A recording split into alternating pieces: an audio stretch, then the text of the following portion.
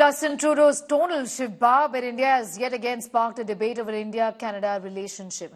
Canadian Prime Minister Justin Trudeau has said that he sensed a total shift in India-Canada relations since the United States warned New Delhi about the involvement of an Indian national in an alleged plot to kill Khalistani terrorist Gurpatwant Singh Pannun.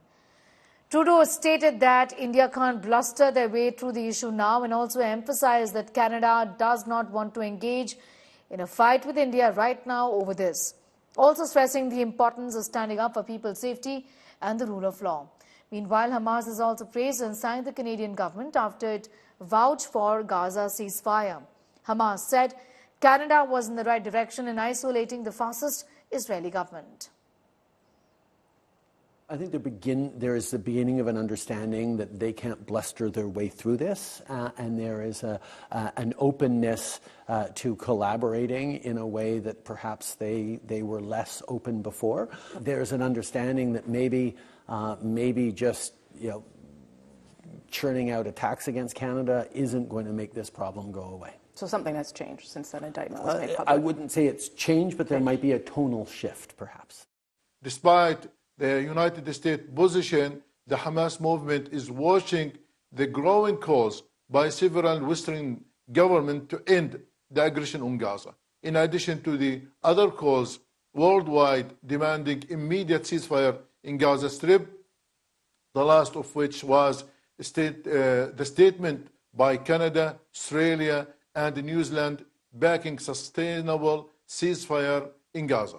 We welcome these developments and consider them in the right direction toward isolation the fascist Israeli government globally and ending the longer ever occupation in our modern time. Portman, Canadian journalist, is now joining us. Thank you so much for your time. Interesting comment there from Justin Trudeau. What do you have to say about his latest statement on so-called tonal shift as far as India is concerned? So my take on Trudeau's most recent comment is it makes a lot of sense that the Indian government now has to, as he would say, shift tone in recent events, because India's big pushback to Trudeau is credible allegations. Where's the evidence? Right? Trudeau never provided any evidence or anything, and also Trudeau has put Canada in such a position that we hold no geopolitical power, we have no diplomatic weight to our actions, and we didn't provide any evidence. Well, now Canada has evidence because, like manna from heaven, the Americans bailed him out, because the evidence they put forward in the Pannun sort of allegation is the guy they've put up as the sort of mastermind or the local go-between in the plot against Pannun. He also claims, according to the Americans, that they had taken out Hardeep Singh Nijjar in Canada. So it would make sense that the Indian government would have to shift its position on Canada, because there no longer is no evidence. Although Trudeau did provide no evidence, he was completely bailed out by the Americans.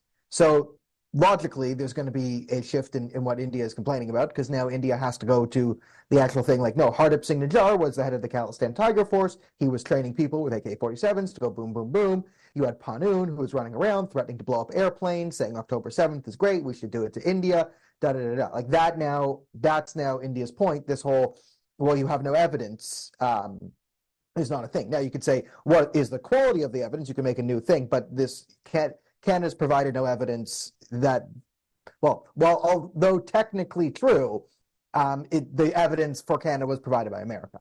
So not really true in a geopolitical sense. And also there would be another reason for a tone shift from India, because India is no longer going up against just Canada, a country run by a very silly man who has, currently Canada's biggest supporter as an international player is Hamas, as Hamas just did a thank you video for Trudeau. So that's the state of Canada.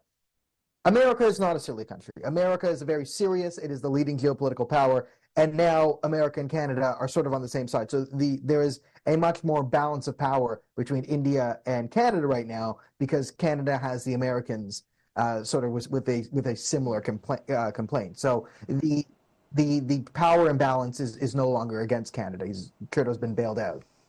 That's right. You know what? How do you see the change in India-US ties after US accused India of indulging in, making an attempt to kill Pannun essentially and being a part of that plot? Now that the Prime Minister also has said that India-US relationship is actually warmer than never before.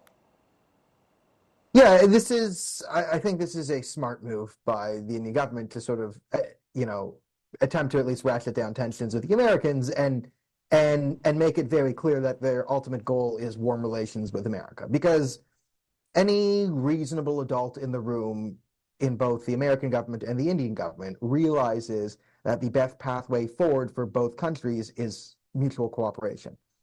Neither benefit from a fight, both of them benefit from mutual cooperation. So it's good that, you have the Indian government making that point. And I think it's good that, the overall rhetoric from the Biden administration isn't overly, fire and brimstone towards India. It looks like this will get worked out in some way because now there's incentive for both sides to work it out. And I think this is India, sending out an olive branch. So, what will happen ultimately between the sides? Will someone have to go down as a fall guy? Will you get a mealy mouth statement? This and that. You also have the problem of, the Khalistanis running around that are causing these diplomatic tensions. Like, ultimately, the major problem is, Khalistani extremist terrorism. And, in my country of Canada, they're harassing and attacking Canadians, and they have committed terrorism against Canadians and Indians, and they're, sending assassins to India. And this is a problem that's going to need to be dealt with. But also, India is in American sovereignty and sort of is going to have to be respected within this. So ultimately, I think it's a good thing that you have India saying this publicly because it shows that both sides understand the way out of this is some sort of compromise and long-term cooperation. So hopefully that manifests.